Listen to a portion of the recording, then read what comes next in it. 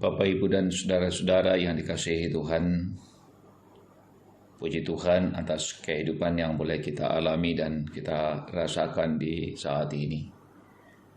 Kita akan menjalani kehidupan kita hari ini, dan kita akan mendengarkan kebenaran firman Tuhan yang akan menjadi kekuatan bagi kita sekalian dalam menjalani kehidupan yang Tuhan anugerahkan bagi kita sekalian. Sebelum kita bersama-sama membaca dan merenungkan firman Tuhan hari ini, mari saudara-saudara kita tunduk diri dan berdoa. Bapa di sorga, terima kasih atas kasih-Mu. Terima kasih atas cinta-Mu yang boleh kami alami, kami rasakan dalam perjalanan kehidupan kami. Kami boleh menikmati kehidupan ini dan kami mensyukurinya sebagai tanda ungkapan syukur kami kepada Tuhan atas segala kebaikan-Mu. Kami akan mendengarkan kebenaran firman-Mu. Roh Kudus pimpin kami semuanya, sehingga kami boleh menikmati kebenaran firman Tuhan hari ini. Di dalam Kristus Tuhan kami berdoa, haleluya, amin. Yohanes pasal 4 ayat 1 sampai ayat 14. Percakapan dengan perempuan Samaria. Ketika Tuhan Yesus mengetahui bahwa orang-orang Farisi telah mendengar bahwa ia memperoleh dan membaptis murid lebih banyak daripada Yohanes, meskipun Yesus sendiri tidak membaptis melainkan murid-muridnya, ia pun meninggalkan Yudea dan kembali ke Galilea. Ia harus melintasi daerah Samaria. Maka sampailah ia ke sebuah kota di Samaria yang bernama Sikar, dekat tanah yang diberikan Yakub dahulu kepada anaknya Yusuf. Di situ terdapat sumur Yakub. Yesus sangat letih oleh perjalanan, karena itu ia duduk di pinggir sumur. Hari kira-kira pukul 12. Maka datanglah seorang perempuan Samaria hendak menimba air. Kata Yesus kepadanya, "Berilah aku minum, sebab murid-muridnya telah pergi ke kota membeli makanan." Maka kata perempuan Samaria itu kepadanya, "Masakan engkau seorang Yahudi meminta minum kepadaku, seorang Samaria?" Sebab orang Yahudi tidak bergaul dengan orang Samaria. Jawab Yesus kepadanya, "Jikalau engkau tahu tentang karunia Allah dan siapa dia yang berkata kepadamu, 'Beri aku minum,' niscaya engkau telah meminta kepadanya, dan ia telah memberikan kepadamu air hidup." Kata perempuan itu kepadanya, "Tuhan, engkau tidak punya timba, dan sumur ini amat dalam. Dari mana engkau memperoleh air hidup itu?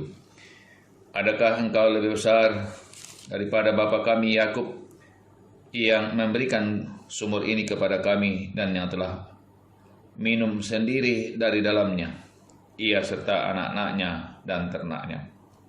Jawab Yesus kepadanya, "Barang siapa minum air ini, ia akan haus lagi.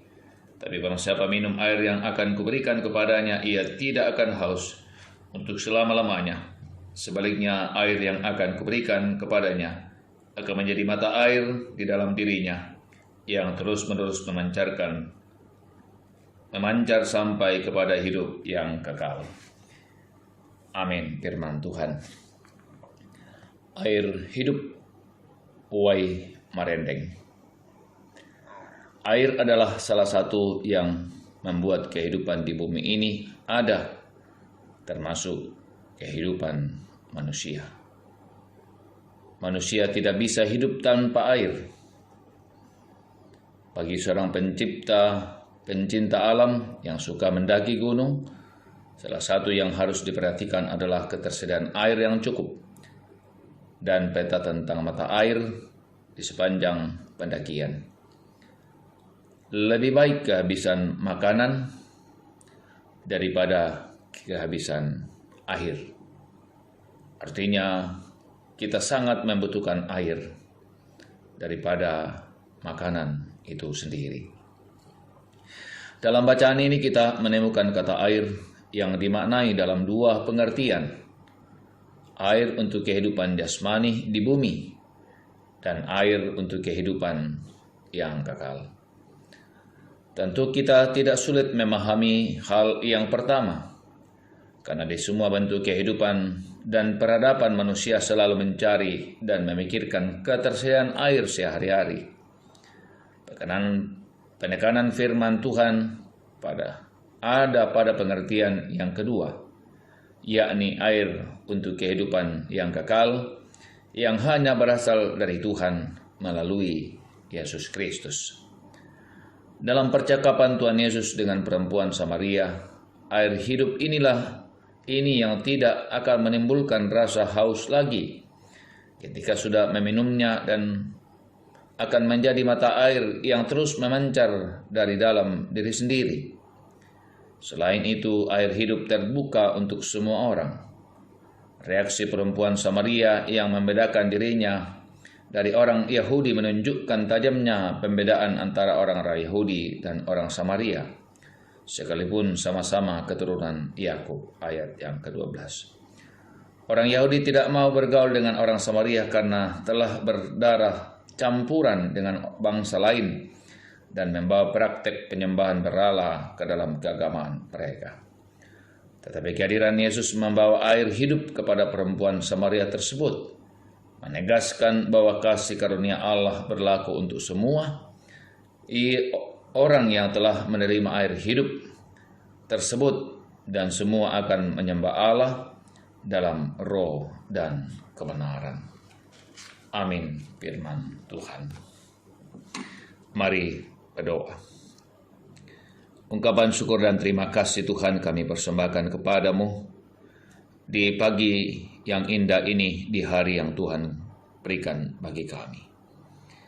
Atas kasih karunia-Mu yang boleh menopang kami, menguatkan kami dalam menjalani kehidupan hari-hari kami.